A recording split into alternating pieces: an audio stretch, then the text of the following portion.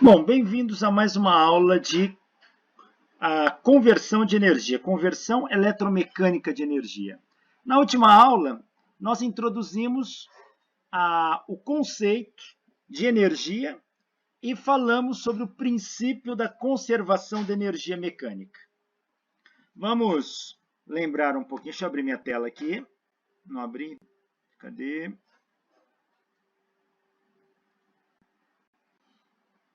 Então, lembrando que o princípio da conservação da energia mecânica diz que num sistema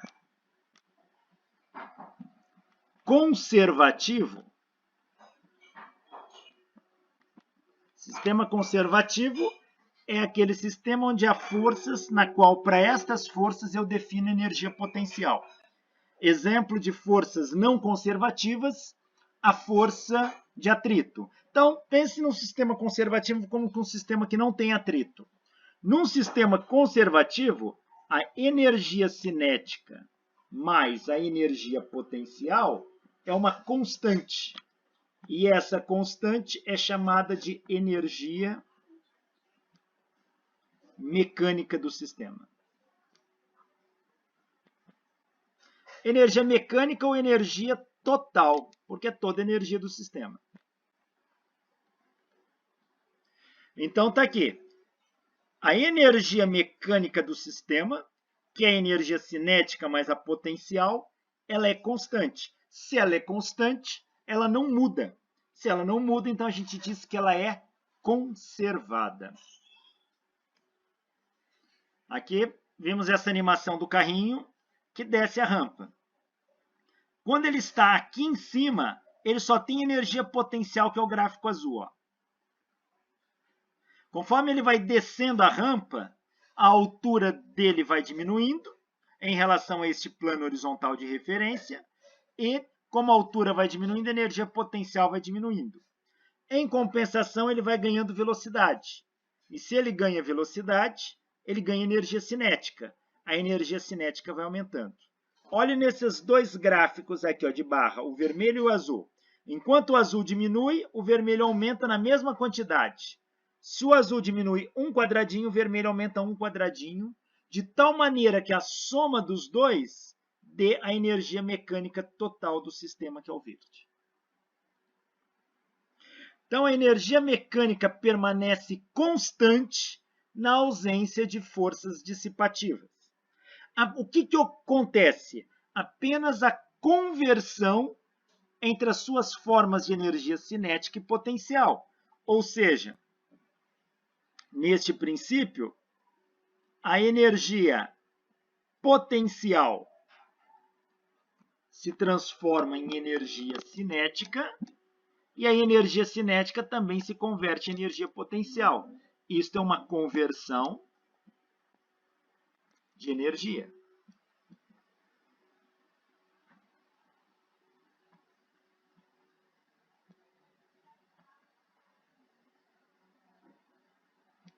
Que é o assunto fundamental da nossa disciplina. É entender esses processos, como uma energia vira outra e vice-versa.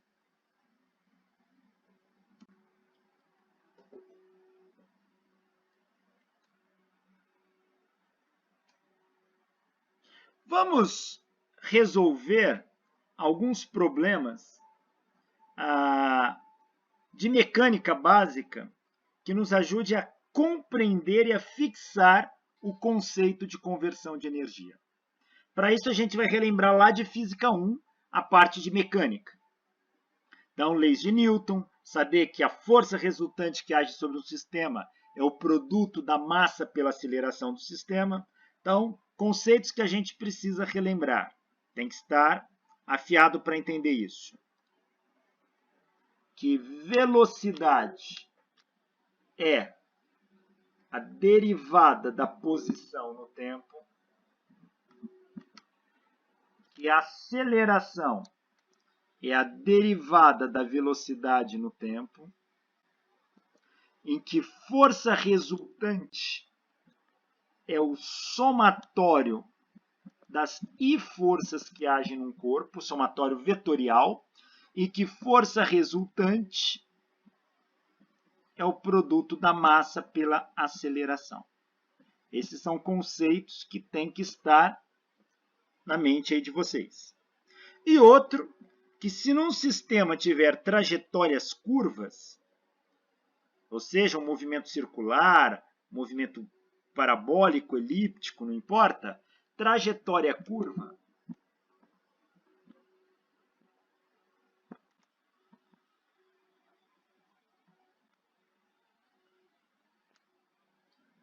a força resultante na trajetória curva é a força centrípeta. É aquela força que aponta para o centro. E ela é calculada como sendo o produto da massa pela velocidade ao quadrado dividido pelo raio da curva. Então, dado uma curva de raio R, e o corpo tem aqui uma dada velocidade V, a aceleração centrípeta é a velocidade ao quadrado dividido pelo raio da curva. Isto é aceleração centrípeta.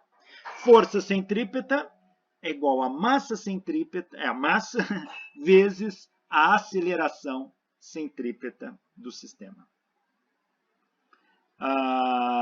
E para a trajetória curva, força resultante é a força centrípeta. Então vamos ver alguns problemas aqui. Ó.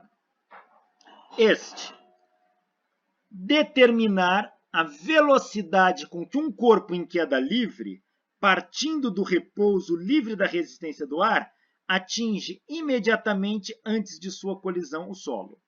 Pega esse corpo aqui, ó. Esse corpo tem uma massa m e está na posição A uma altura h de um plano horizontal de referência, um PHR. Esse corpo está parado aqui em relação a esse plano. Velocidade inicial dele é 0. Agora você solta esse corpo e ele cai. Quando ele cai, ele vai bater nessa superfície. A pergunta é, no instante em que ele bate, ele tinha uma velocidade. Qual é a velocidade com que ele chega aqui no ponto B? A velocidade imediatamente antes da colisão. Esta é a pergunta. Você fala, mas professor, como é que eu vou resolver um problema desse? Simples. Se o corpo está caindo, tem peso puxando ele. Peso é uma força, é a força da gravidade. E o peso, o trabalho do peso, independe do caminho. Então, a força-peso é uma força conservativa. Logo, então, nós podemos tratar esse sistema como conservativo. E num sistema conservativo, a energia mecânica se conserva. Quem é energia mecânica? É a energia cinética mais a potencial. Ela se conserva, ela é constante, ela não muda nunca. Isto significa que em qualquer ponto ao longo do H, que eu medir a energia mecânica, ela vai dar o mesmo resultado. Então, eu pego dois pontos. Pego o ponto A e o ponto B. E eu sei como a energia se conserva, então a energia mecânica no ponto A tem que ser idêntica à energia mecânica no ponto B. Então, a energia mecânica na posição A é igual à energia mecânica na posição B. Quem é energia mecânica? É cinética mais potencial. Então, a energia cinética mais potencial lá na posição A tem que ser igual a cinética mais a potencial na posição B. Quem é a cinética aqui na posição A? É a massa velocidade de A ao quadrado sobre 2. Quem é a energia potencial na posição A? mgh de A. Tem que ser igual a massa, velocidade no ponto B ao quadrado dividido por 2, mais mg, altura do B. Tudo isso em relação ao plano horizontal de referência. Essa energia cinética em A, essa energia potencial em A, essa energia cinética em B e essa energia potencial em B. Tá aí. Ora, quanto que vale a energia cinética em A? Ela depende da velocidade em A. Mas a velocidade aqui na posição A é zero.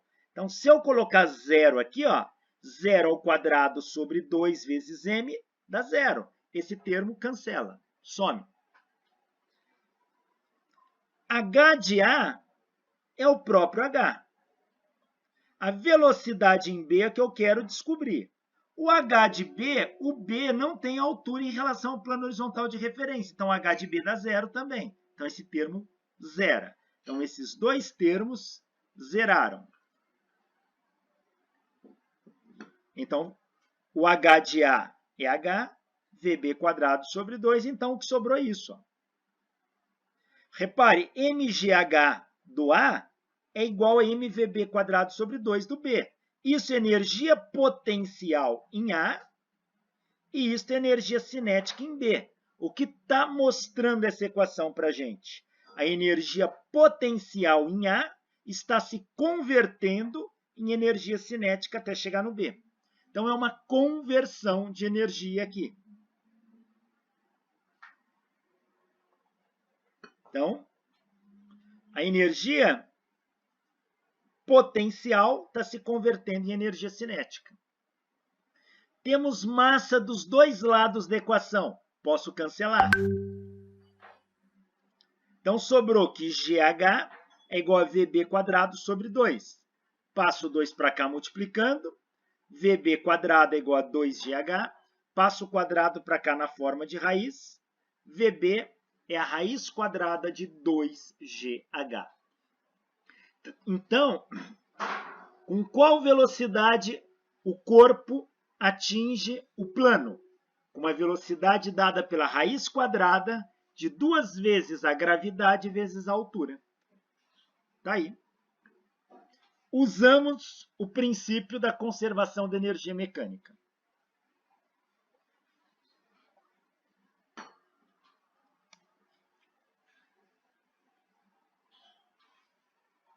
Olha esse outro problema aqui, ó.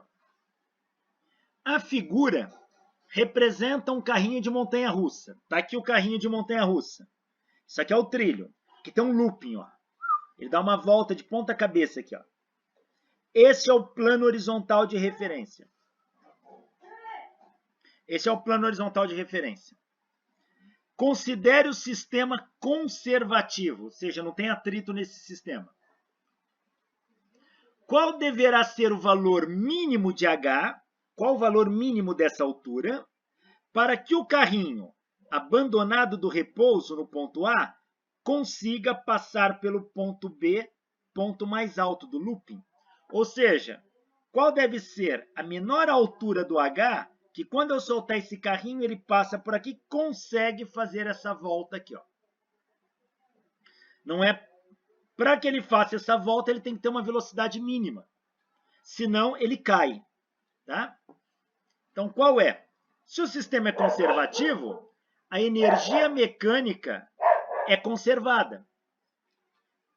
Então, eu posso pegar dois pontos. A energia mecânica em A tem que ser igual à energia mecânica em B. Então, a energia mecânica em A é igual à energia mecânica em B. Quem é energia mecânica em A? É a cinética mais a potencial em A. Quem é energia mecânica em B? É a cinética mais a potencial em B.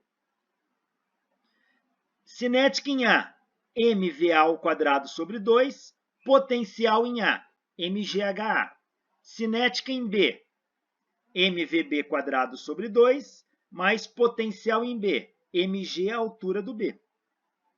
Agora vamos analisar. O carrinho parte do repouso. Então, a velocidade em A dá zero. Se eu colocar zero aqui, esse termo zera. Então, tá aí.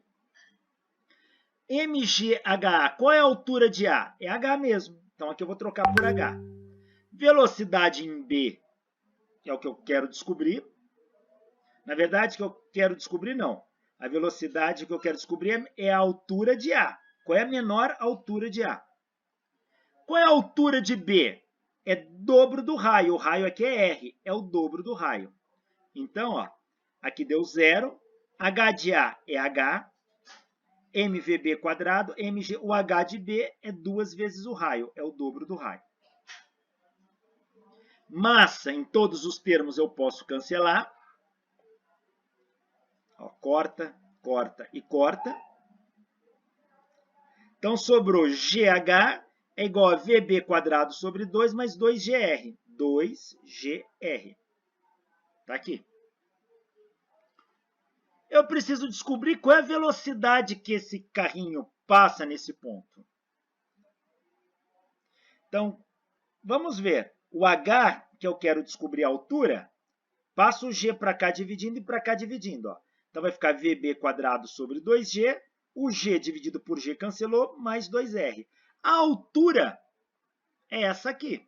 Mas é claro que essa altura está dependendo desta velocidade aqui. E nós precisamos descobri-la.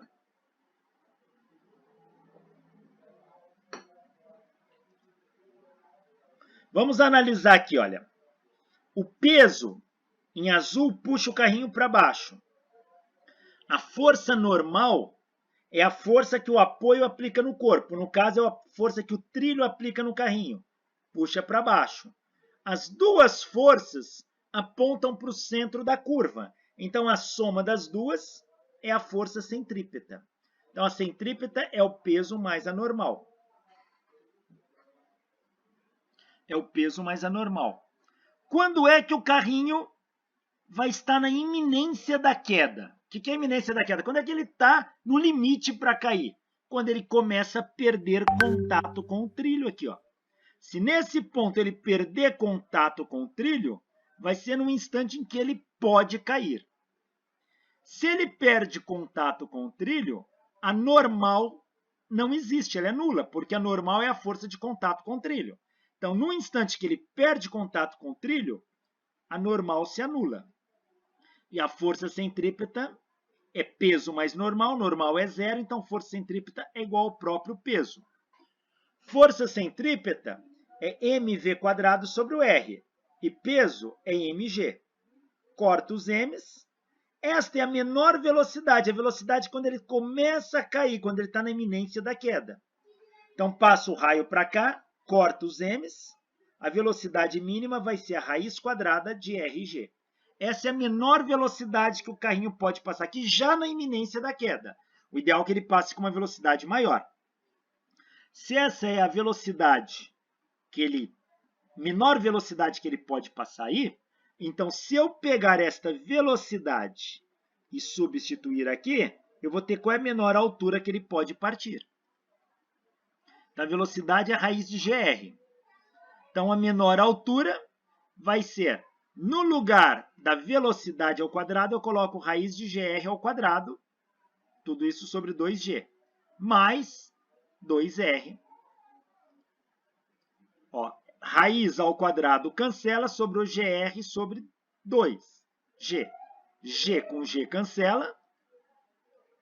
Então, a altura mínima é 2R mais R sobre 2. Achando o mínimo múltiplo comum aqui e somando, a altura mínima é 5 meios de R. Ou seja, a menor altura que esse carrinho pode partir é 2 vezes e meia o raio do looping. Se ele cair de uma altura menor que essa, ele não consegue fazer a curva. Não consegue dar a volta.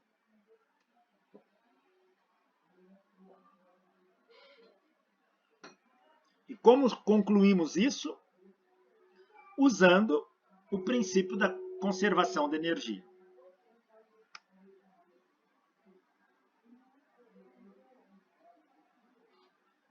Olha este outro problema aqui, ó. Um pêndulo é constituído por um corpo de massa M pendurado num cordel de comprimento L. Está aqui a cordinha de comprimento L. O corpo de massa M aqui, ó. O corpo é desviado da vertical e depois é solto sem velocidade inicial. Aqui está vertical, ó. O corpo é desviado da vertical por um ângulo θ e depois ele é solto. Ele parte do repouso aqui, ó. E quando solta, ele vai oscilar, um pêndulo. Tom, tom, tom, vai oscilando aqui, ó. determinar, item A velocidade desse corpo no ponto mais baixo da trajetória, que é o ponto B, e qual é a força de tensão nessa corda para θ igual a 90 graus. Ou seja, quando você pegar esse corpo, esticar ele aqui, ó, soltar ele de um ângulo de 90, ele vai cair aqui. Qual é a força nessa corda? Então vamos ver. Começar pelo item A, velocidade no ponto mais baixo. Olha, eu sei que a energia total ela é cinética, mas potencial e é constante. Então eu sei que a energia mecânica no ponto A tem que ser igual à energia mecânica no ponto B. Então a cinética mais a potencial no ponto A tem que ser igual à cinética mais a potencial no ponto B. Cinética, mva² sobre 2. Potencial, mgha, é igual a cinética em B, mvb² sobre 2, mais a potencial em B, mghb. Tá aí. Corta todos os m's aqui, ó. Aqui, na verdade, em A a gente zerou porque ele partiu do repouso. A velocidade em A é 0. Em B, a gente zerou porque eu estou tomando o ponto B como plano horizontal de referência. Então, a altura de B em relação a B é 0. Então, zerou aqui. Agora, eu posso cortar as massas. GH igual a VB² sobre 2. VB² é 2GH. Então, VB é igual a raiz de 2GH. Veja que deu o mesmo resultado do primeiro problema quando o corpo cai em linha reta. Então, a velocidade de um corpo caindo de uma altura h é raiz de 2GH. Agora, quem é este h? H é h de A, é a altura do ponto A até o ponto B. É esta altura aqui, ó.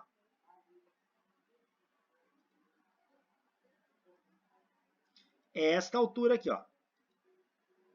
Este aqui é o h, ó. E vamos fazer uma análise trigonométrica aqui, ó. Se esse lado é L e esse ângulo é θ, esse é o cateto adjacente desse triângulo. Então, ele é L cosseno θ.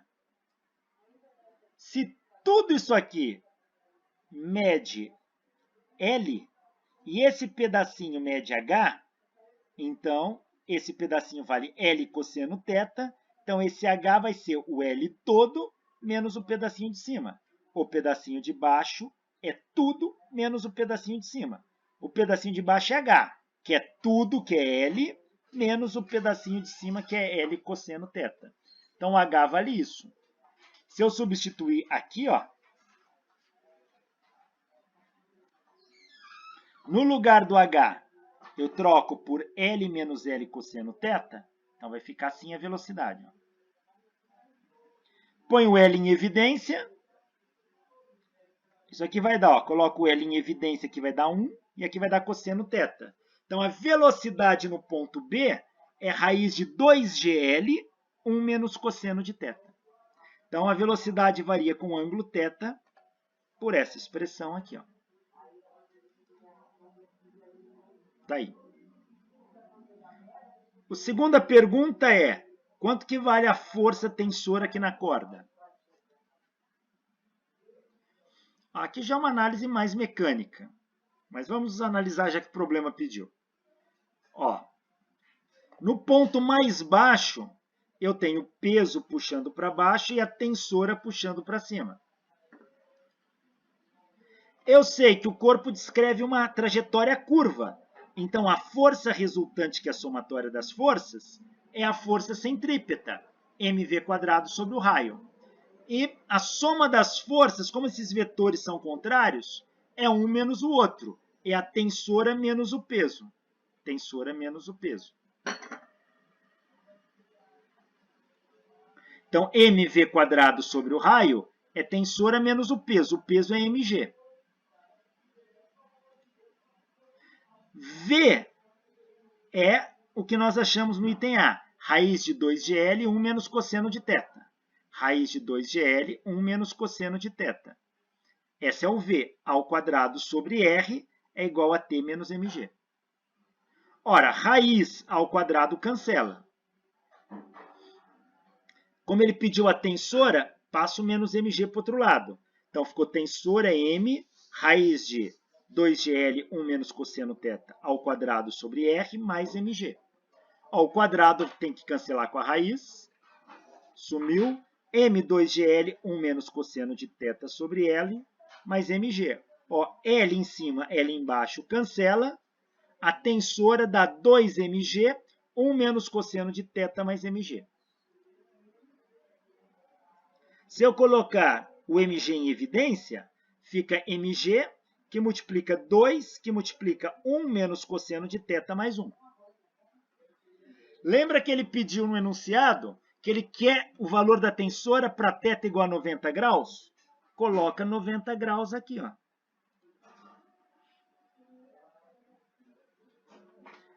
Vamos fazer a primeira conta. 2 vezes 1, 2.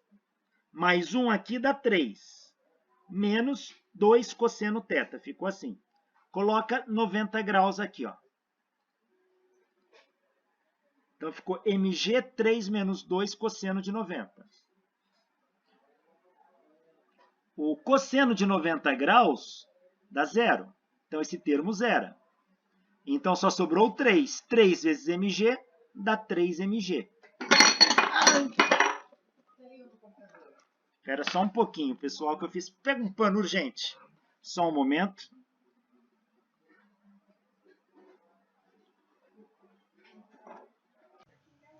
Olá, pessoal. Bem-vindos a mais uma aula de conversão de energia. Vamos dar continuidade ao tema conservação. Tá? Na verdade, o nome da aula não é conservação de energia, é conversão de energia.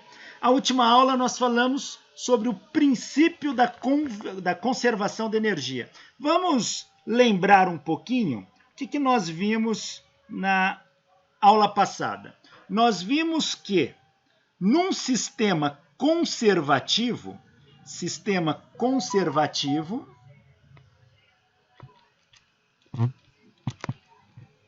é aquele sistema em que a energia mecânica total se conserva. E quem é energia mecânica? É a soma da energia cinética com a energia potencial. E isso é constante, quer dizer, não muda, é conservado. Este é o princípio da conservação da energia mecânica. Então, nós vimos até um exemplo de um probleminha, uma bolinha caindo, eu queria saber com que velocidade ela atingia uma dada superfície.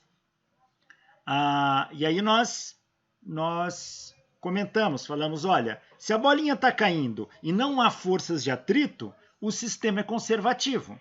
Quer dizer, a energia mecânica lá em cima, onde a bolinha principia seu movimento, é igual à energia mecânica lá embaixo, onde ela toca o solo. Então, eu igualo essas duas energias mecânicas, pois elas são as mesmas, e calculo a energia cinética e potencial em cada um dos pontos, igualo, e com isso eu consigo determinar a energia do sistema. Agora, nós vamos falar sobre a energia envolvendo forças não conservativas. O que são forças não conservativas? É aquelas forças cujo trabalho ao longo de um caminho fechado não é nulo. A gente já discutiu nas aulas anteriores.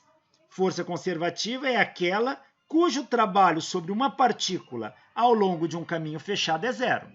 Exemplo de força conservativa, a força peso, tá? A força elástica. Força não conservativa é aquela cujo trabalho realizado sobre uma partícula ao longo do caminho fechado não é nulo. Exemplo, a força de atrito. Se eu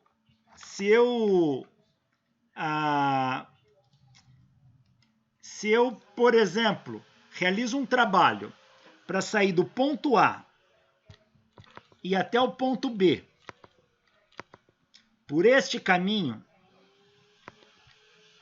e retorno por este caminho, caminho aqui, caminho 1 e caminho 2. Se o trabalho para sair do A e retornar ao A pelo caminho 1 na ida e pelo caminho 2 na volta for 0, a força que realizou o trabalho é conservativa. Se o trabalho não for 0, a força é não conservativa.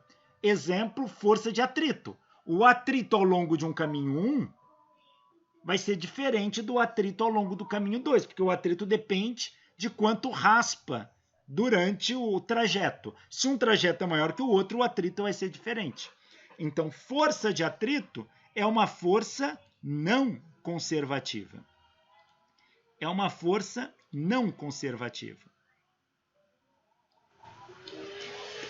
Então, força de atrito é uma força não conservativa. Imagina um corpo aqui de massa M. Imagine que sobre esse corpo atue forças conservativas e forças não conservativas. NC não conservativa. Então, sobre esse corpo, eu tenho duas categorias de força agindo. Força tanto conservativa como força não conservativa. Qual é a força resultante que age sobre o corpo?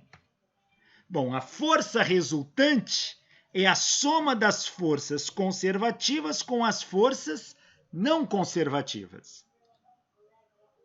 Se eu integrar toda esta equação ao longo de uma distância dr, então vai ficar a integral de força resultante escalar dr é igual à integral da força conservativa produto escalar dr mais a integral da força não conservativa produto escalar dr. Bom, a integral da força resultante produto escalar dl é o trabalho da força resultante. A integral da força conservativa produto escalar dr é o trabalho das forças conservativas. E a integral da força não conservativa produto escalar dr é o trabalho da força não conservativa. Então, essa equação ficou: trabalho da força resultante é igual ao trabalho da força conservativa mais o trabalho da força não conservativa. Ora, mas nós já vimos que o trabalho da força resultante, vamos lembrar aqui, o trabalho da força resultante, nós vimos aulas anteriores que ele é dado por isso. Trabalho da força resultante era meio de mv² menos meio de mv0 ao quadrado. Mas isso é energia cinética final e isto é energia cinética inicial. Então, o trabalho da força resultante é a variação da energia cinética. Então, aonde está trabalho da força resultante, eu troco pela variação da energia cinética. E nós vimos também que o trabalho da força conservativa ele é igual ao negativo da variação da energia potencial. Pois nós comentamos, só existe energia potencial para força conservativa. Então, o trabalho da força conservativa é o negativo da variação da energia potencial. Então, substituindo aqui, o trabalho da força conservativa é o negativo da variação de energia potencial, mais o trabalho da força não conservativa. Então, obtivemos isso. Passo esse menos ΔU para cá, fica mais ΔU. Então, fica assim. Trabalho da força não conservativa é a variação da energia cinética mais a variação da energia potencial. Colocando o delta aqui em evidência, ó, O trabalho da força não conservativa é a variação da soma da energia cinética com energia potencial. Espera aí, mas energia cinética mais energia potencial é energia mecânica. Então, o trabalho da força não conservativa é igual à variação da energia mecânica. Ou seja, quando a gente tem força não conservativa na jogada, o trabalho desta força é igual à variação da energia mecânica. Por exemplo, o trabalho da força de atrito. O trabalho da força de atrito, é uma força não conservativa. O trabalho da força de atrito, ele é a integral da força de atrito, produto escalar dr. Ora, já sabemos que a força de atrito age contra o movimento. Esse trabalho é negativo. Então, o trabalho da força de atrito, ele é menor que zero, ele é negativo. E se a força de atrito é uma força não conservativa, então o trabalho da força de atrito, ele é igual à variação da energia mecânica. Mas como ele é negativo, significa que a energia mecânica é negativa. A energia mecânica final é menor que a inicial. Ou seja, o sistema perde energia mecânica, ele converte energia mecânica. Em quê? O trabalho da força de atrito converte em calor para o sistema.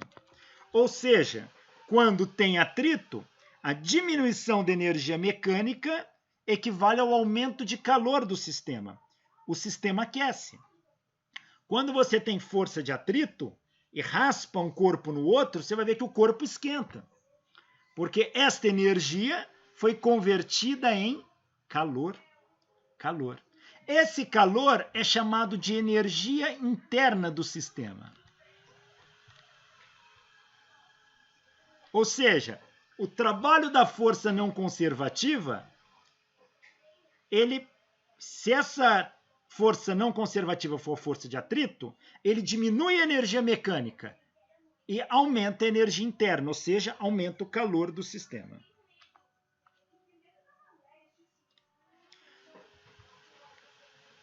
Ora, pensando desta forma, se o trabalho da força não conservativa equivale ao aumento da energia interna do sistema, ao calor do sistema, então isto que é energia mecânica está se convertendo em calor para o sistema. Ora, se eu pegar o calor convertido mais energia mecânica que foi diminuída, a soma tem que dar energia total. Então, aqui nós temos um princípio da conservação de energia global. Ele não vale só para conservação de energia mecânica. Ele vale para qualquer sistema. Você fala, um sistema perdeu energia na forma de calor para o outro. Mas se eu somar quanto ele perdeu mais quanto o outro ganhou, a energia total se mantém. A energia total se conserva. Este é o princípio geral da conservação de energia. Ele diz que a energia total de um sistema, ela não é nem criada e nem destruída, mas simplesmente transformada de um tipo em outro.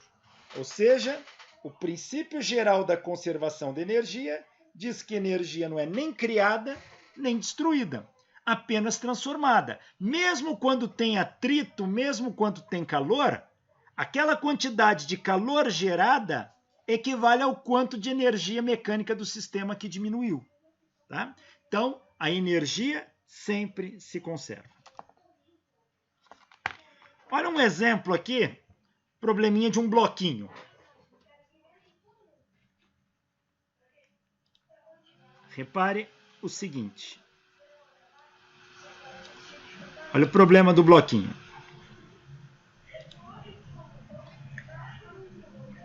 Uma força horizontal de 25 newtons é aplicada a um bloco de 4 kg que está inicialmente em repouso sobre uma mesa horizontal.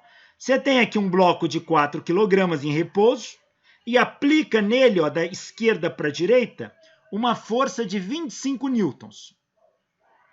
O coeficiente de atrito cinético entre o bloco e o tampo da mesa é 0,35. Existe um atrito aqui, ó, cujo coeficiente de atrito é 0,35. Calcular, item A, o trabalho externo feito sobre o sistema bloco-mesa. Item B, a energia dissipada pelo atrito. Item C, a energia cinética do bloco depois de ser empurrado ao longo de 3 metros sobre a mesa. Item D, a velocidade do bloco depois de ser empurrado 3 metros sobre a mesa. Bom, vamos relembrar aqui o que é força de atrito. Toda vez que você tem um corpo e aplica uma força nesse corpo, se a superfície entre o corpo e o chão ali, ou o plano de apoio dele for rugosa, quando se aplicar uma força no corpo, o chão reage aplicando uma força no corpo aqui que a gente chama de força de atrito. E ela é contrária à sua. E essa força de atrito, ela é calculada assim, ó. É um coeficiente, chamado coeficiente de atrito μ, vezes a força normal, que é o que o chão aplica no corpo aqui, ó. Verticalmente, tá? Então, esse coeficiente de atrito, normalmente, ele é um valor entre 0 e 1, e depende da natureza do material. Se é madeira raspando em madeira, esse coeficiente de atrito tem um valor. Se é madeira em metal, é outro. Se é metal em vidro, é outro, e assim por diante. Vamos ver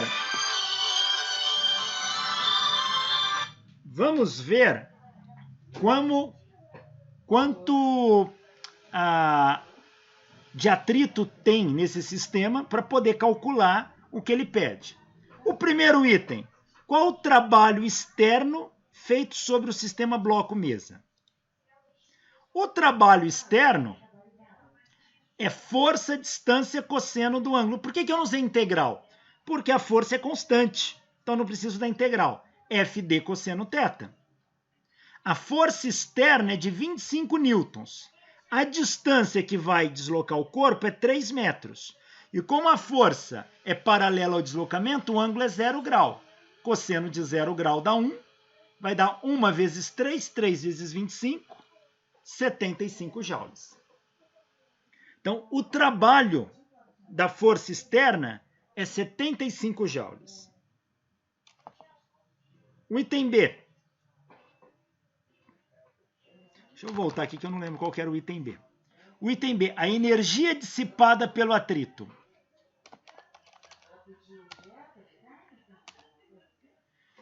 Bom, a energia dissipada pelo atrito é o trabalho da força de atrito. O trabalho da força de atrito é, como ela é constante, não precisa da integral. É força de atrito vezes distância vezes cosseno do ângulo. Força de atrito é coeficiente de atrito vezes normal, vezes a distância vezes o cosseno do ângulo. Como o bloco está na horizontal, a normal é sempre igual ao peso quando ele está na horizontal. Então, a normal é igual ao peso. O peso é massa-gravidade, mg. Então, o trabalho da força de atrito é coeficiente de atrito, massa vezes gravidade vezes deslocamento vezes cosseno do ângulo. Trabalho da força de atrito o coeficiente de atrito ele deu, é 0,35. A massa é 4 kg. A gravidade a gente sempre vai adotar 9,81. 9,81 metros por segundo ao quadrado. Cosseno do ângulo. A força de atrito age contrária ao deslocamento. Então, o ângulo entre força de atrito e deslocamento é 180 graus. Cosseno de 180 é menos 1. Então, vai dar menos 1, o menos está aqui na frente. 0,35 vezes 4 vezes 9,81 dá 41,2 joules. Com menos da frente, dá menos 41,2 joules. Tá aí. Esse é o trabalho da força de atrito. O item C, Deixa eu ver qual que era o item C que eu não lembro aqui. Ficou lá atrás. O item C, a energia cinética do bloco depois de ser empurrado. E o item D, a velocidade. Tá. Então, item C, a energia cinética do bloco depois que ele foi empurrado. Bom, como tem atrito, tem força não conservativa. E a gente aprendeu que o trabalho da força não conservativa é igual à variação de energia mecânica. Ora, quem é o trabalho da força não conservativa? É o trabalho da força aplicada mais o trabalho da força de atrito. Veja, a força, toda força que você aplica num corpo, que você empurra, ela não é conservativa. Pensa você empurrando um carro que pifou o motor. Se você empurrar o carro por 100 metros e voltar ao mesmo ponto, o trabalho não é zero. Você se cansa. Se você empurrar por uma distância maior, você se cansa mais. Esse cansaço foi um gasto extra de energia interna. Então, o trabalho de forças aplicadas em corpos, geralmente quando um agente externo aplica no corpo, uma pessoa empurra um bloco ou coisa assim, esse trabalho, essa força nunca é conservativa. Para a gente aqui, salvo restrições em contrário, para a gente, força conservativa é peso e força elástica, tá? Então, quem é o trabalho da força não conservativa? É o trabalho da força externa aplicada, que ela não é conservativa, mais o trabalho da força de atrito, que não é conservativa. O trabalho da força externa é 75 joules. O trabalho da força de atrito é menos 41,2 joules. Somando, o trabalho da força não conservativa é 33,8 joules. E isso tem que ser igual à variação de energia mecânica. Mas a variação de energia mecânica é a variação de energia cinética mais potencial, que é a variação de energia cinética mais variação de energia potencial. Como o corpo está no plano, não tem variação de energia potencial. A energia potencial no mesmo plano, ela é a mesma. Se você tem um plano aqui, ó, eu tenho um corpo aqui, posição A, e eu tenho um corpo aqui na posição B, a energia potencial gravitacional só depende dessa altura aqui, ó, H. Como a altura aqui é o mesmo H daqui, a energia potencial em A é a mesma que B. Então, ΔU é U de B menos U de A. Como são iguais, vai dar zero. Então, quando um corpo está no mesmo plano, não tem variação de energia potencial. Gravitacional ao menos, né? Se for elástica, tem, mas aqui não tem mola, não tem elástica. Então, a variação de energia potencial dá zero. Então, sobrou que o trabalho da força não conservativa é igual à variação de energia cinética. Que é energia cinética final menos inicial.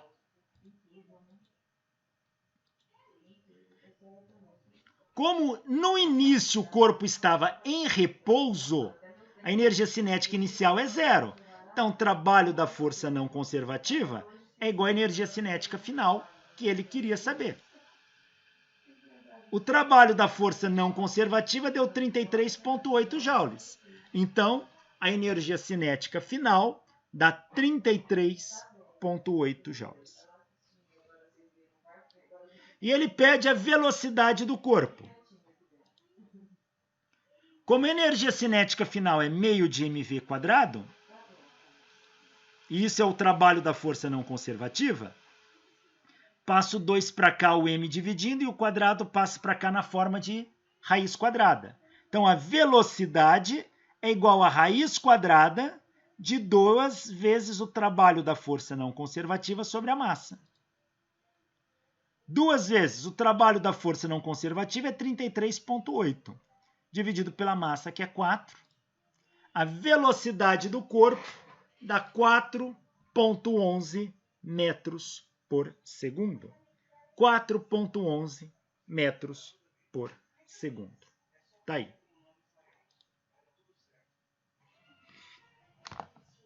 Então,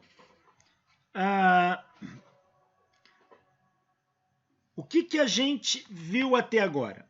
Vimos o conceito de trabalho, trabalho da força-peso, trabalho da força elástica, trabalho da força resultante e o conceito de potência. Depois conceituamos energia, vimos as categorias de energia, que é potencial e cinética. Falamos sobre as diferentes manifestações de energia, a energia térmica associada a calor, energia sonora associada ao som, energia luminosa à luz, energia química, reações químicas, a energia potencial elétrica, sistemas elétricos e assim sucessivamente. E vimos que um tipo de energia se converte em outro. A energia ela é conversível, ou seja, ela se converte de um tipo em outro. Tá? Um tipo de energia pode se transformar em outro. Vimos que a energia, o trabalho da força resultante é a variação de energia cinética. Vimos que o trabalho da força conservativa é o negativo da variação da energia potencial. Vimos que a força conservativa é menos a derivada da energia potencial em relação à distância. Vimos que a energia mecânica total de um sistema conservativo é a soma da energia cinética mais energia potencial, e isso é uma constante. E vimos que o trabalho das forças não conservativas é igual à variação da energia mecânica.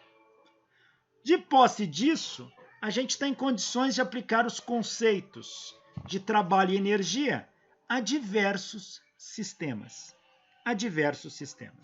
Vamos ver alguns aqui.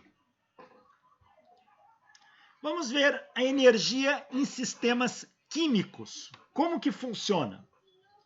Veja, o que é um sistema químico? Normalmente é um sistema molecular, moléculas, onde a ligação química é aquela que prende um átomo a outro. Quando essa ligação é rompida, libera-se parte da energia que estava acumulada naquela reação. E essa energia liberada, ela é sempre na forma de calor. Então aqui, por exemplo, isso aqui é uma ligação química carbono-carbono. Se romper essa ligação aqui, essa parte se separa dessa, e aqui vai acontecer o quê? Vai liberar calor para o meio. Então, vira energia interna do sistema, que é calor.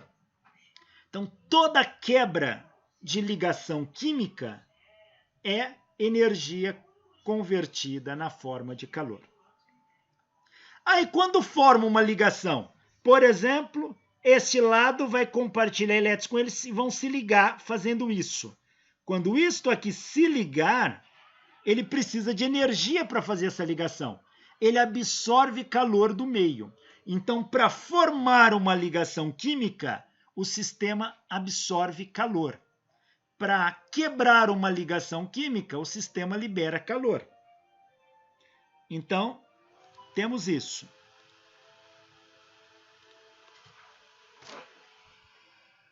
Eu tenho um átomo A ligado a um átomo B. Esta ligação aqui é uma ligação química.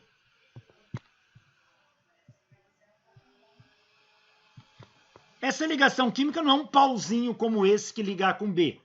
Ela é invisível, ela é uma força atrativa. Do mesmo forma que a Terra atrai a Lua, existe uma força atrativa, um átomo atrai o outro também à distância. Mas essas forças são de naturezas diferentes. A Terra atrai a Lua e a Lua atrai a Terra por uma força gravitacional.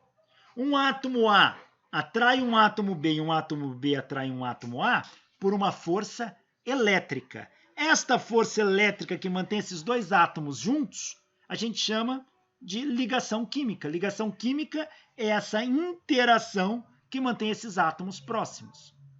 Se eu romper essa ligação, isto é, se eu quebrar aqui, ó, quebrar quer dizer separar esses átomos, calor vai ser liberado aqui, ó. Então, o sistema recebe calor, tá? O sistema recebe calor.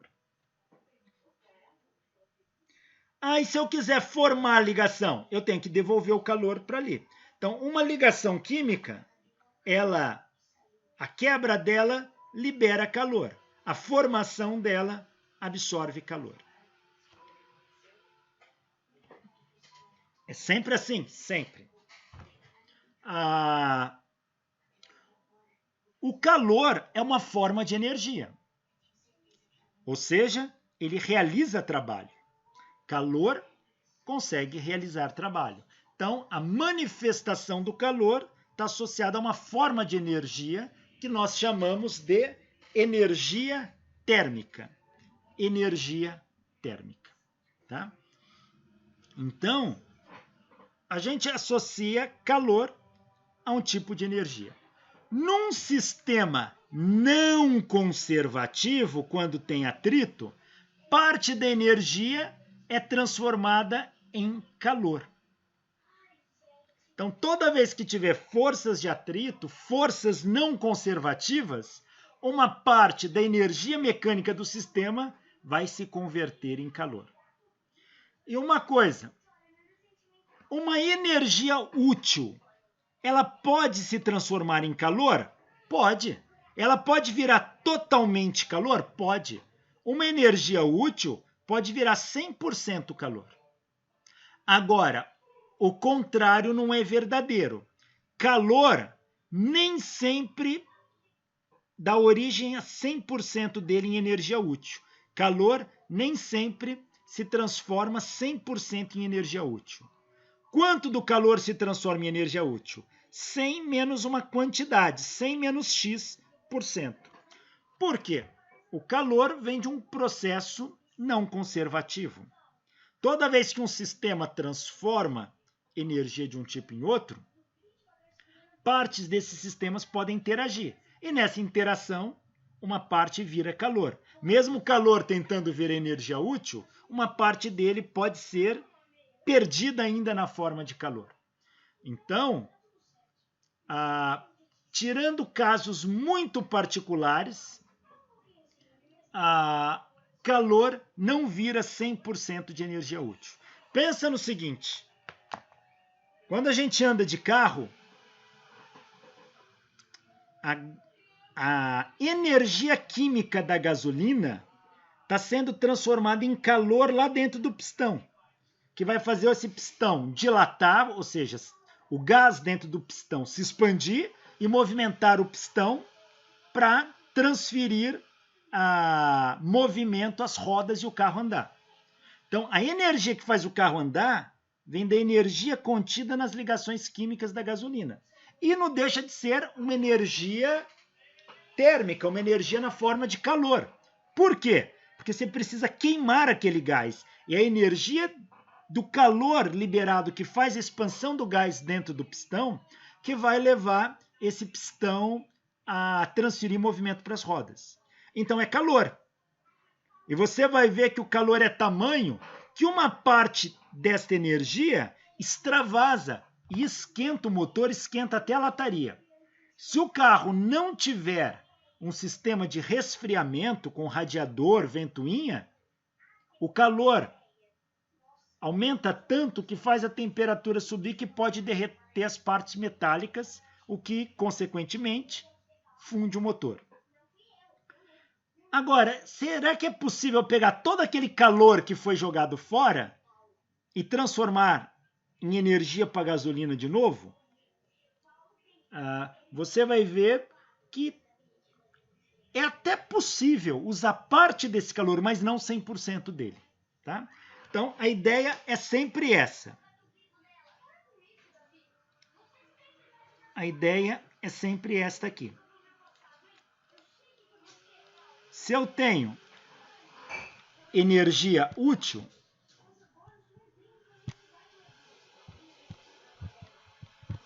eu posso convertê-la 100% em calor.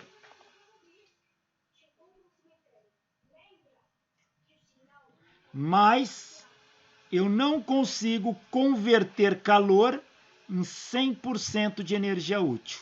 Vai ser 100 menos uma quantidade por cento. Tá? Então, esse é um dos problemas. Não dá para aproveitar todo o calor para transformá-lo em energia útil novamente. Se fosse possível, a gente resolveria a crise energética do planeta. Porque você pega todo o calor que um sistema mecânico ou elétrico joga fora e transformaria em energia útil de novo. Por exemplo, pensa numa lâmpada. Uma lâmpada, para ela acender, ela esquenta e joga esse calor fora. Mas a energia que você quer é que faça a lâmpada acender e não que faça a lâmpada esquentar. Quando você paga energia elétrica, você está pagando tanto pela luz que a lâmpada produziu, quanto pelo calor que ela jogou fora.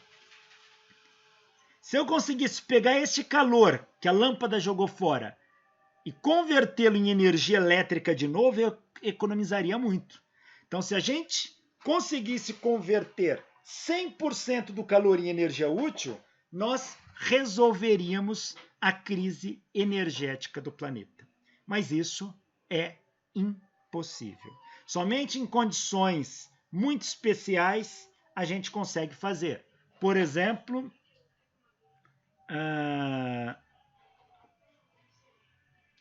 numa transformação isotérmica do gás. O calor é convertido 100% em trabalho. Mas é uma condição muito específica que ocorre para gases. Tá? Fora isso, não tem jeito. Bom, quando a gente lida com energia na forma de calor, a gente passa a usar uma nova unidade de energia, a caloria. Caloria, o símbolo é cal. Uma caloria corresponde a 4,184 joules. Tá? Uma caloria corresponde a 4,184 joules. Caloria é a quantidade de calor necessária para elevar a temperatura de 1 grama de água em 1 grau Celsius. Para ser mais preciso, para fazer a temperatura de 1 grama de água variar de 14,5 graus Celsius para 15,5 graus Celsius.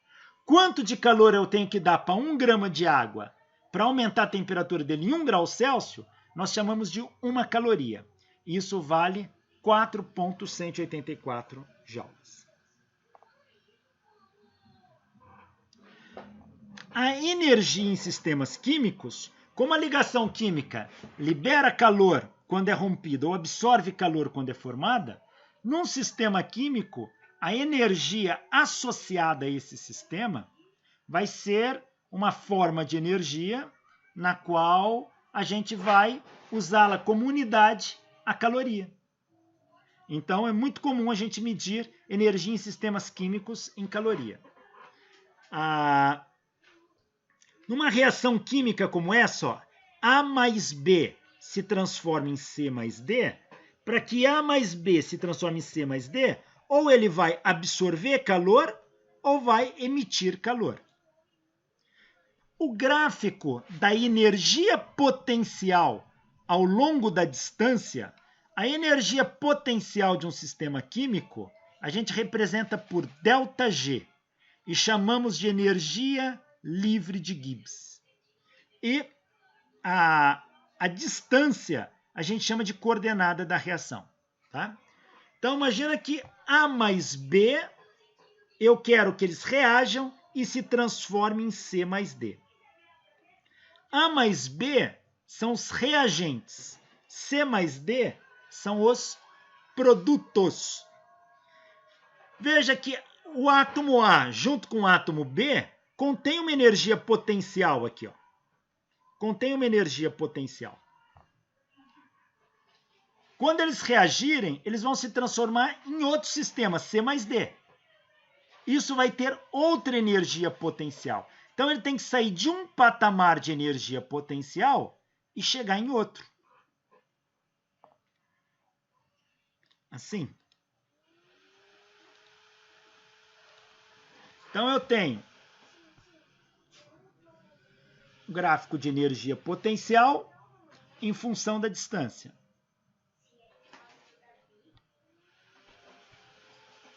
A mais B tem essa energia potencial aqui, ó.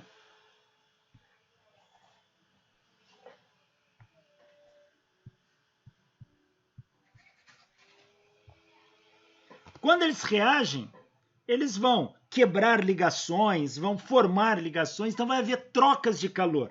Consequentemente, a energia potencial vai variar.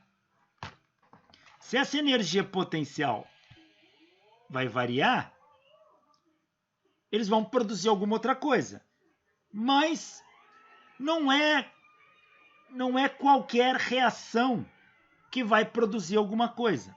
Veja, para que você saia de uma condição e chegue em outra, você tem que vencer uma barreira de potencial. O que é isso? É um montinho de energia que tem aqui, ó. Vou fazer isso, ó. A quantidade de energia para sair daqui e chegar aqui, ó, é chamado de energia de ativação. O que é energia de ativação? É quanto de energia eu preciso dar para o A mais B para que ele consiga se transformar em C mais D. Se eu não der essa quantidade de energia, a reação química não acontece. Então, para que A mais B se transforme em C mais D, você tem que dar essa quantidade de energia EA, que é energia de ativação. Essa energia é a altura desta barreira de potencial. Isso chama-se barreira de potencial. O que é uma barreira? É um aumento da energia potencial que você tem que vencer. Se você não der esta energia, a reação química não vai ocorrer. Então você precisa dar pelo menos essa quantidade de energia para o seu sistema. Esta é a menor quantidade de energia que eu consigo dar para o A mais B para que ele se transforme em C mais D. Aí se eu dar uma energia menor do que essa, não é energia potencial suficiente para romper ligações e formar ligações, então a reação não acontece. Tá? Repare que esses caras aqui são chamados de produto. Produto aqui. E esses são os reagentes. Então nós temos reagentes e produto. Repare que a energia potencial dos reagentes ela é maior que a energia potencial dos produtos. Ó. A energia potencial dos reagentes é maior do que os produtos. Então, para que reagente vire produto, ele teve que perder energia. E ele perde energia como? Na forma de calor. Então, essa reação libera calor. Ela é chamada reação exotérmica. Exotérmica quer dizer libera calor, joga calor fora. Por quê? Porque a energia do produto é menor que a dos reagentes. Se eu fizer uma variação, isso vai dar negativo. Dar negativo quer dizer ele perdeu energia. Perdeu energia na forma de calor. Esta aqui é a energia de ativação. E essa é uma reação exotérmica. Agora, pode acontecer da energia dos produtos ser maior que a energia dos reagentes. A mesma coisa, a energia de ativação continua sendo essa. Essa é a menor energia que você tem que dar para o seu sistema para que ele se converta nos produtos aqui, para que os reagentes virem produtos. Se eu der uma energia menor do que essa, E quando eu falo menor, vira aqui no gráfico, é o valor que está aqui. Se eu der uma energia menor do que essa, reagentes não viram produtos. Só que repare, agora a energia dos produtos é maior que a dos reagentes. Então, o sistema vai ganhar energia, ele vai absorver energia. Essa reação é chamada reação endotérmica. Ela absorve energia. Na qual forma? Calor. Sistemas químicos ou liberam calor ou absorvem calor. Se a reação for exotérmica, libera calor. Se a reação for endotérmica, absorve calor.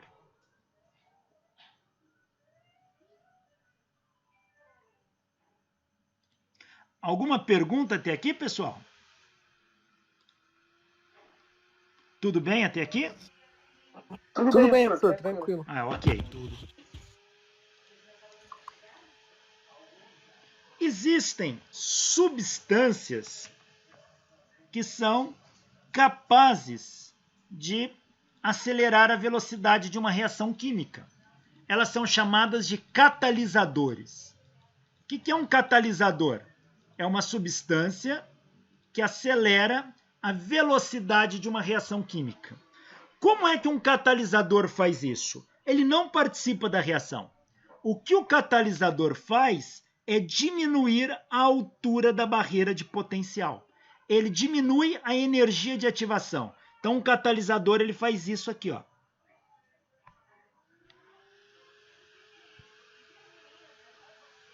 Repare que agora, com o catalisador, a energia de ativação diminuiu. Então, é muito mais fácil a reação ocorrer. Então, a probabilidade da reação acontecer é muito maior. Então, catalisadores são substâncias que não participam da reação química, mas diminuem a barreira de potencial, diminuem a energia de ativação, aumentando a probabilidade da ocorrência da reação química. Então, está aqui uma reação em vermelho sem catalisador, tem uma barreira de potencial alta, e uma reação com catalisador tem uma barreira de potencial mais baixa, o que facilita a reação ocorrer. Para sem catalisador, eu preciso dar muito mais energia para a reação ocorrer do que com catalisador.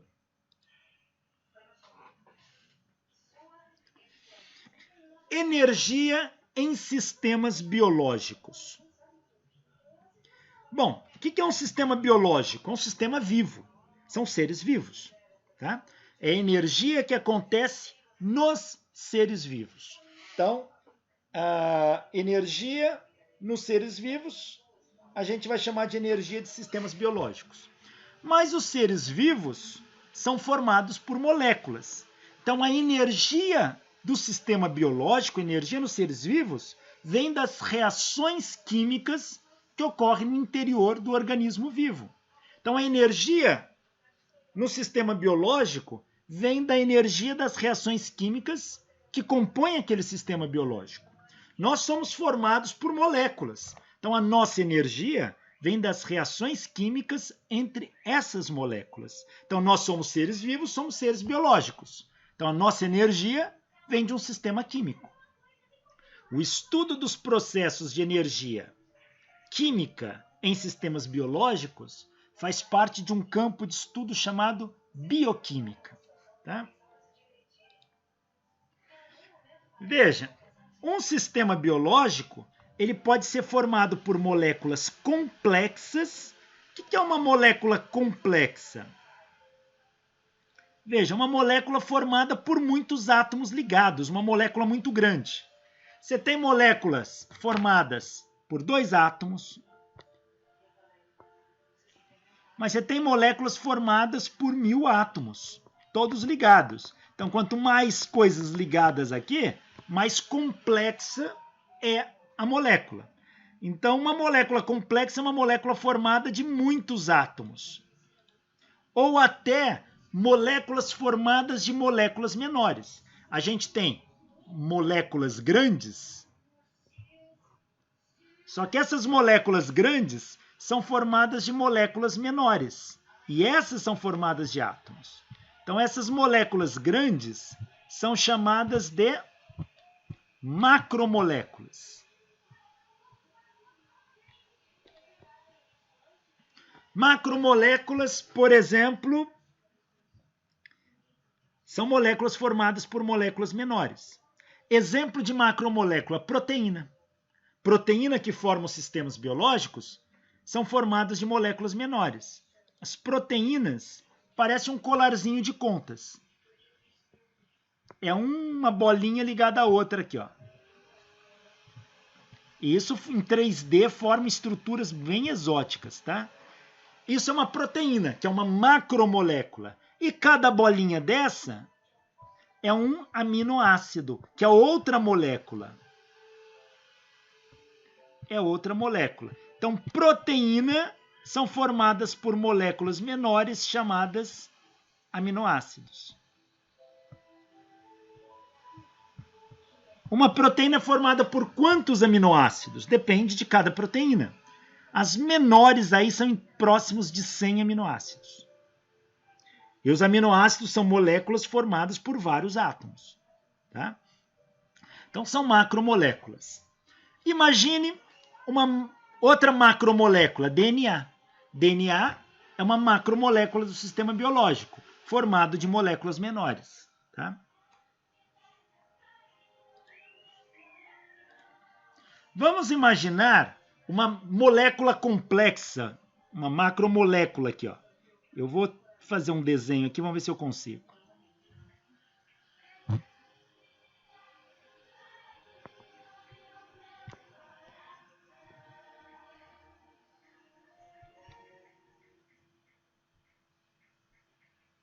Tá aqui. Imagina que esse cubão seja uma macromolécula formada de moléculas menores. Como que ele seria? Assim. Várias moléculas menores aqui, ó.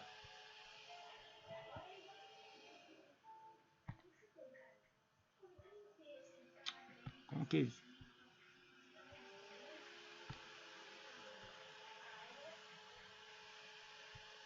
Oh, isso aqui corrige sozinho os desenhos.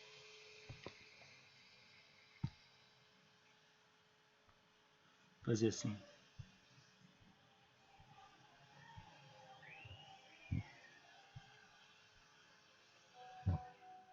Tá, imagina esse cubo. Cada cubinho que forma o cubão é uma molécula. E o cubão todas são várias moléculas ligadas formando uma macromolécula, como uma proteína, um DNA ou coisas do tipo. Existem reações químicas no nosso corpo, ou não só no nosso corpo, eu vou usar muito o nosso corpo como exemplo, mas isso funciona em todos os seres vivos. Existem sistemas que são assim, olha. Pega-se uma macromolécula gigante dessa e transforma isso em moléculas separadas, assim, ó. Todos aqueles cubinhos se separam. Então, eu quebro a macromolécula em moléculas menores.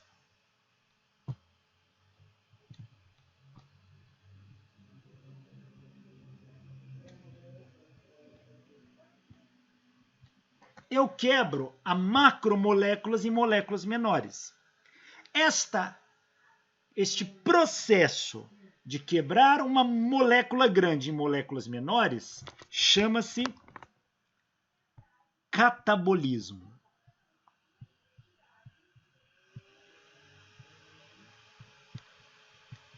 Então, o que é catabolismo? É um processo bioquímico em que moléculas grandes são quebradas em moléculas menores. Agora eu posso fazer o contrário.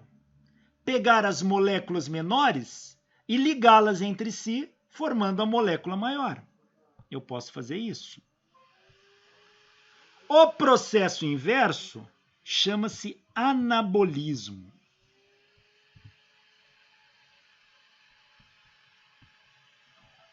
O nosso organismo, ele está fazendo catabolismo e anabolismo o tempo todo. Ele pega moléculas grandes e quebra em moléculas menores.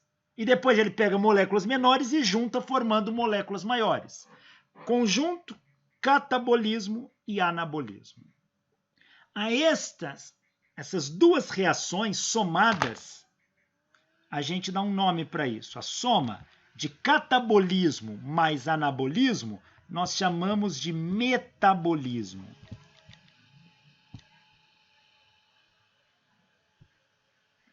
Então, o que é o metabolismo no sistema biológico? É a soma do catabolismo com o anabolismo. É o conjunto de todas as reações químicas que estão ocorrendo no seu corpo. É claro que quebrar uma molécula grande em moléculas menores, tem quebra de ligação. Então, no catabolismo, geralmente libera calor.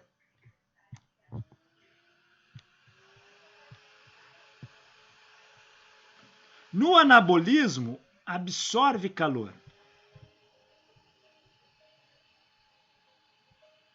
Então, para que eu pegue moléculas menores e transforme em moléculas maiores, você tem que dar energia na forma de calor para o sistema. E para que você pegue moléculas maiores e quebre em moléculas menores, você tem que liberar energia na forma de calor. Então, aqui, pensa numa molécula complexa. Você quebra em 3 moléculas simples, você vai liberar energia na forma de calor. Isso é catabolismo.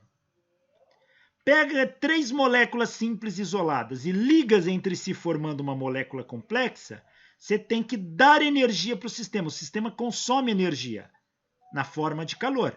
Isto é anabolismo. E o conjunto dessas reações chama-se metabolismo. Metabolismo nada mais é do que catabolismo mais anabolismo. Existem 2 moléculas em especial muito importantes em sistemas biológicos. É o ATP e o ADP. ATP quer dizer trifosfato de adenosina. É esta molécula. Essa estrutura aqui, ó, 1, 2, 3, esse pentágono ligado a uma molécula de adenina, chama-se adenosina.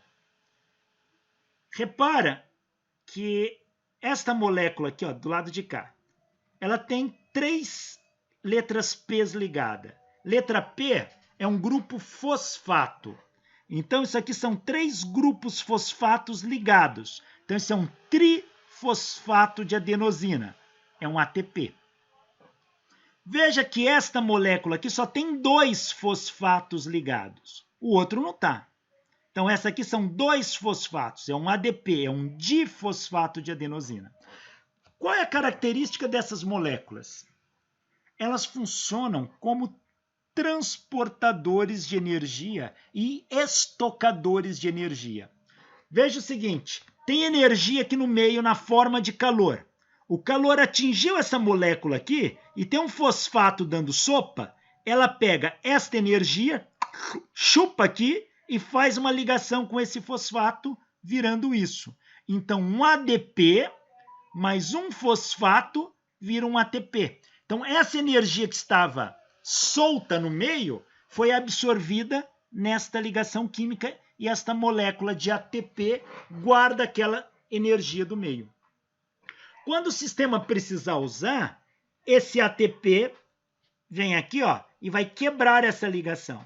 Na hora que quebrar, a quebra libera energia na forma de calor para o sistema usar. Então, ATP e ADP é formas de absorver a energia do meio e guardá-la e depois devolvê-la ao meio no sistema biológico.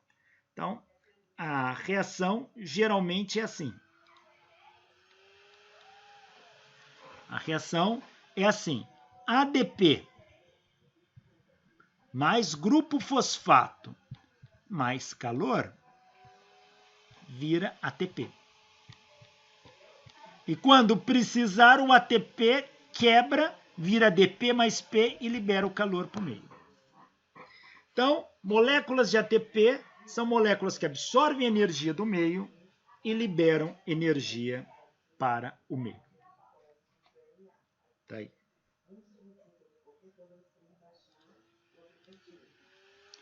E aonde que nos seres vivos as reações ocorrem?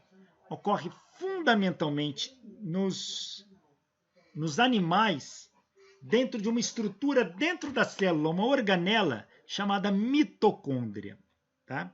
Os sistemas que envolvem trocas de energia está dentro da mitocôndria ou nas vizinhanças da mitocôndria dentro da célula. E nas células vegetais, isso faz parte de uma estrutura chamada cloroplasto. Cloroplasto. Veja,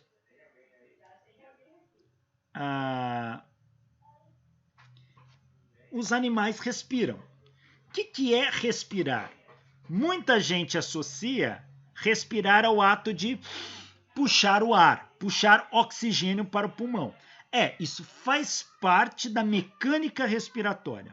Mas a respiração ocorre no interior da célula, lá no citoplasma e na mitocôndria. Como é que ocorre? Veja, nós comemos, precisamos de alimento. De onde que a gente tira energia para construir o nosso organismo e para movimentar o nosso organismo?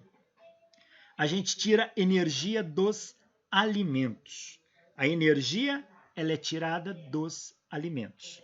Aquilo que a gente come vai se converter em energia e substrato material para construir o nosso corpo. Seu cabelo cresce. Como que o cabelo cresce? De onde que veio matéria para o cabelo crescer? Do que você comeu.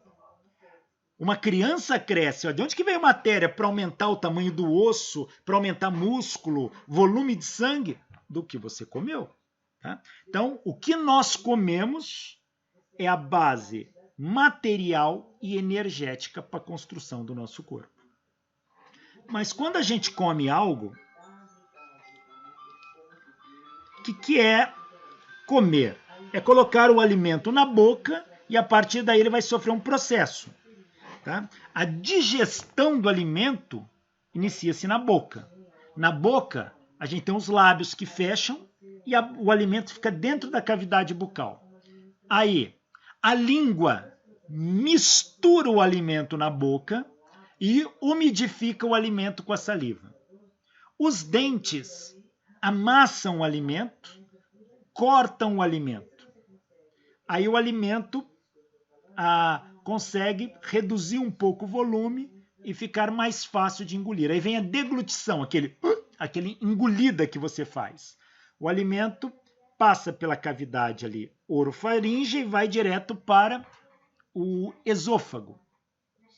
No esôfago, o alimento quando cai, existe um movimento peristáltico, que é como se fosse uma pequena ondulação que empurra o alimento que você comeu para baixo, em direção ao estômago. Então, a gente, vou tentar fazer um desenho aqui, ó. Tá aqui a boca do indivíduo, ó. Aqui a boca vem, aqui é o esôfago, ó. Do esôfago o alimento vai para o estômago, ó. E do estômago para o intestino. Então, quando o alimento desce aqui pelo esôfago, ó, ele vai cair aqui no estômago. O estômago é uma bolsa que contém o chamado suco digestivo. O que é esse suco digestivo? É um líquido contendo ácido clorídrico, que é um ácido muito potente, aquele que limpa pedra, que se cair num machucado faz um rombo, e várias enzimas. O que são enzimas? São catalisadores de reações químicas, quebram moléculas e algumas aceleram as reações químicas. Então é no estômago que começa a desmanchar parte deste alimento e quebrar moléculas grandes em moléculas menores. Proteína, por exemplo, começa a ser quebrada no estômago. Depois, isso vai ser empurrado em direção ao intestino. E no intestino vai ter várias outras enzimas que vão quebrar essas moléculas dos alimentos em unidades moleculares cada vez menores. E o processo final é transformar categorias de alimentos em moléculas. Por exemplo, proteína.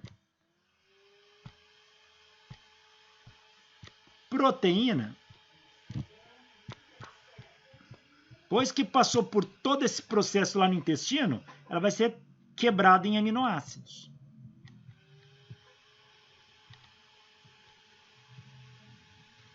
Carboidrato são os açúcares que a gente come em diferentes formas, quer seja o açúcar puro, quer seja o açúcar das frutas, quer seja na forma de farinhas, farinha de trigo, as massas, os pães e tudo mais, são carboidratos. Eles vão ser transformados em açúcar. E qual o principal açúcar? A glicose.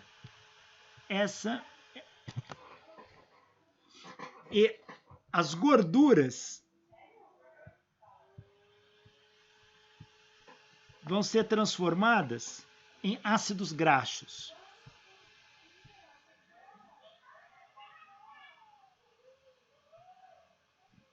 Então, é isso que o processo de se alimentar vai fazer. Isso vai acontecer onde? Lá no intestino. Isso aqui são moléculas simples, mais simples.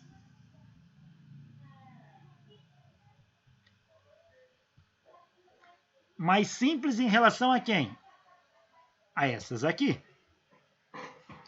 Então, é isso que vai acontecer lá no intestino, vai ter isso. E no intestino, essas moléculas são absorvidas pela parede intestinal, caem na corrente sanguínea e é levada para o interior de todas as células. E a gente vai chamar de respiração celular a absorção da glicose para tirar a energia dela. Então, a nossa energia fundamental sai da glicose. Então, isso aqui é glicose, que foi carboidrato que virou glicose lá no intestino, foi absorvido, caiu na corrente sanguínea e foi levado para dentro da célula. Então, vai para a molécula de glicose dentro da célula. Mas, no ato da respiração pulmonar, você puxa o ar. O ar lá no pulmão, o ar contém oxigênio. Só uma parcela do oxigênio que foi para o pulmão é jogado dentro da corrente sanguínea. E esse oxigênio vai ser levado para dentro da célula. E lá no interior da célula, o oxigênio do ar, que veio do ar, vai reagir com a glicose que veio dos alimentos. E essa reação química aqui, ó, vai quebrar aqui, e isso aqui vai formar o quê? Gás carbônico, CO2, e água. Então, glicose mais oxigênio se transforma em gás carbônico e água. Só que essa reação é exotérmica, ela libera energia na forma de calor. Ela libera 686 quilocalorias. Quilo é 1000. 686 mil calorias. É muita energia, é muito calor produzido de uma só vez. Se a gente for fazer o cálculo, se uma caloria é a quantidade de calor para elevar a temperatura de 1 grama de água em 1 grau Celsius,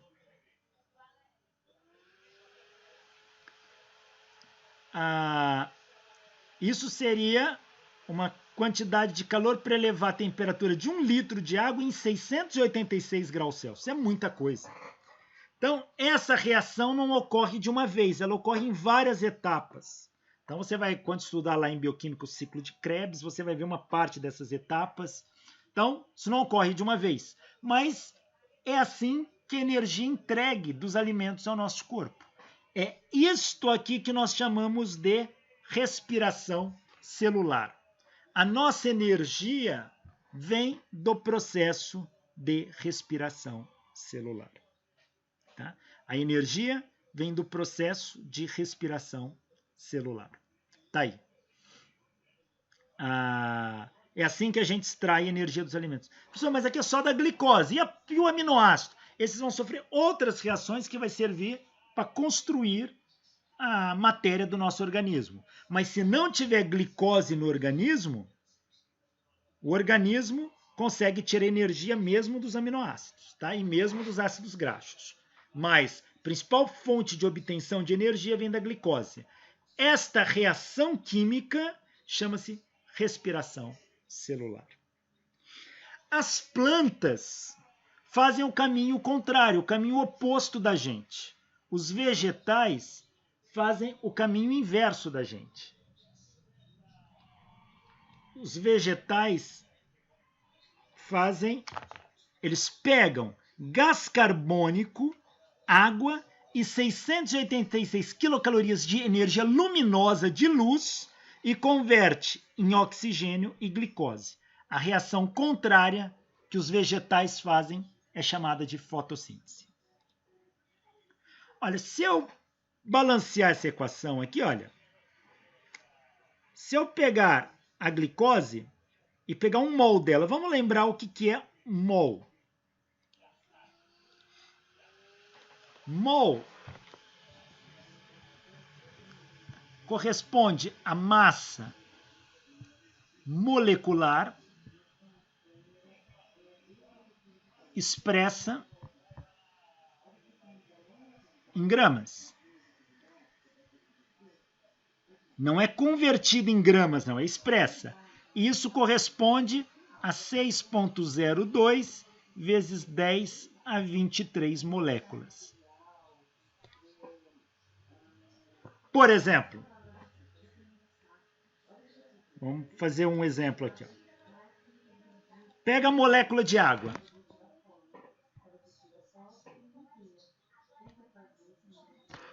Vamos pegar a molécula. Pegar a molécula de água aqui, ó. H2O. Essa molécula é formada por 2 átomos de hidrogênio e 1 de oxigênio. Qual é a massa molecular dela?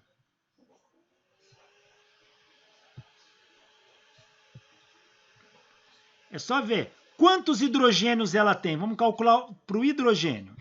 Ela tem 2 hidrogênios. Vezes. Pega a massa do hidrogênio. A massa do hidrogênio se encontra lá na tabela periódica.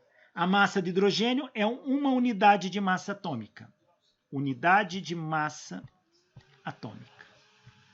2 vezes 1 dão 2 unidades de massa atômica. Então, só o hidrogênio na molécula de água corresponde a 2 unidades de massa atômica. Vamos pegar o oxigênio. Tenho um oxigênio. Se eu pegar a tabela periódica, ele tem 16 unidades de massa atômica. Vezes 1 dá 16. Então, só o oxigênio na molécula de água tem 16 unidades de massa atômica ali contida. Qual é a massa total da molécula de água? Somos 2. Soma. 16 mais 2 vão dar 18 unidades de massa atômica. Ou seja, a massa molecular da água corresponde a 18 unidades de massa atômica. Expressa isso em grama, a gente chama de mol. Então, 1 mol de água são 18, que é a massa molecular, em gramas. 18 gramas de água. Então, 1 mol de água são 18 gramas de água. E corresponde a quanto? Corresponde a 6,02 vezes 10 a 23 moléculas de água. Você fala, como assim? Significa que se eu pegar 18 gramas de água, eu vou ter 6,02 vezes 10 elevado a 23 moléculas de água.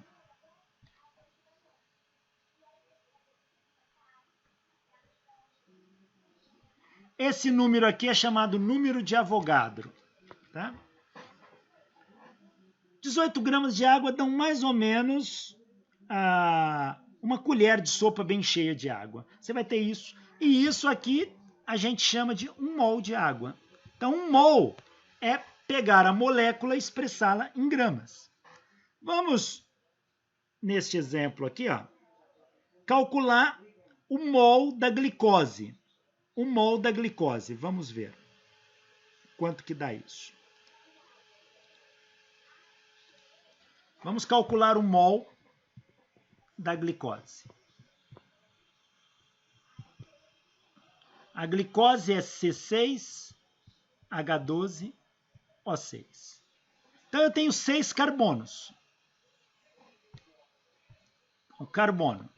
Eu tenho 6 carbonos vezes a massa do carbono. Se você pegar a tabela periódica, ela vale 12. Isso vai dar 12 vezes 6, 12, vai dar 72 unidades de massa atômica. Só do carbono na molécula de glicose. Do hidrogênio, eu tenho 12 hidrogênios. A massa do hidrogênio, se você pegar a tabela periódica, é 1. Vai dar 12 unidades de massa atômica.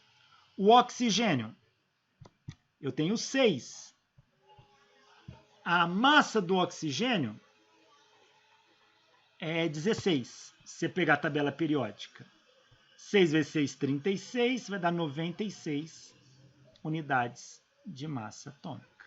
Se eu somar tudo isso, vai me dar a massa molecular da glicose. Isso aqui vai dar 6 e 2, 8 e 2, 10. Vai 1, 8. E 1, 9 com 9, 18. A massa molecular da glicose vale 180 unidades de massa atômica.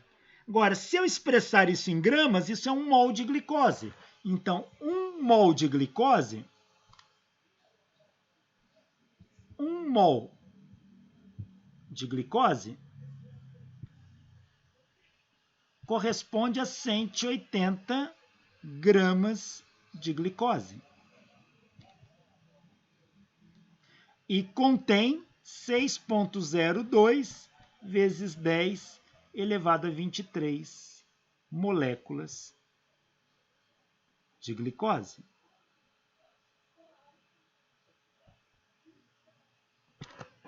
Tá aí. Então, 1 mol de glicose tem 180 gramas de glicose.